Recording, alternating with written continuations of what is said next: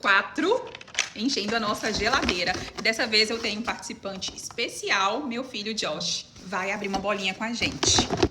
Vamos abrir aí, filho. Ajuda a mamãe a abrir pra nós.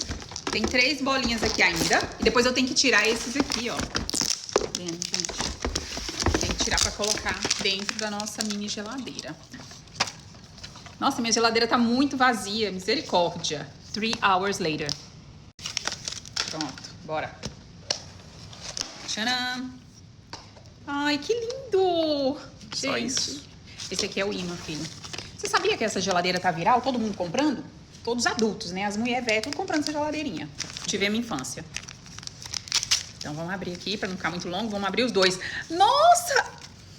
Ai, eu queria muito, gente, uma bandeja de carne. Olha que bife lindo. Olha aqui, Josh. Nossa, que cara empolgada. Meu Deus. Calma, calma, tem que mostrar.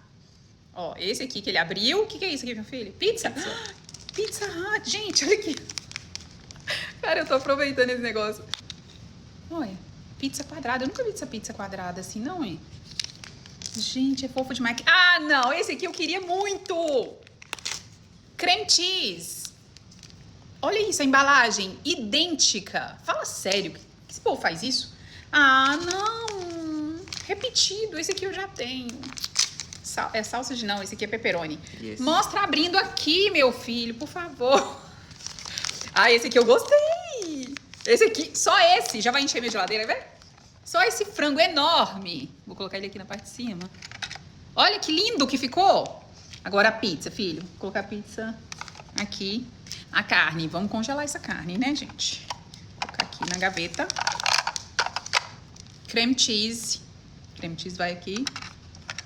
Ah, eu vi que esse negócio aqui, olha qual que a mamãe tem, olha que bonitinho. Ah, um pretzel. Esse aqui vai no congelador, né? Eu vi alguém colocando no congelador, vou colocar no congelador.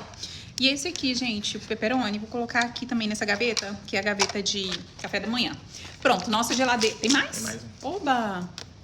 Suco de... De quê? não sei. É um suquinho, shot de vitamina. Deixa eu ver se vai. Olha aí, gente. Esse aqui eu nunca vi no supermercado, mas enfim, vai aqui na porta da geladeira. Aos poucos, nossa geladeira vai enchendo. Se você não me segue ainda, me segue, que eu estou fazendo uma saga de vídeos enchendo essa geladeirinha, tá? E como eu mostrei pra vocês, temos mais bolinhas aqui. Então me segue pra continuar, tá bom? Beijos e até o próximo. Muito obrigada, filhinho. Mamãe te ama.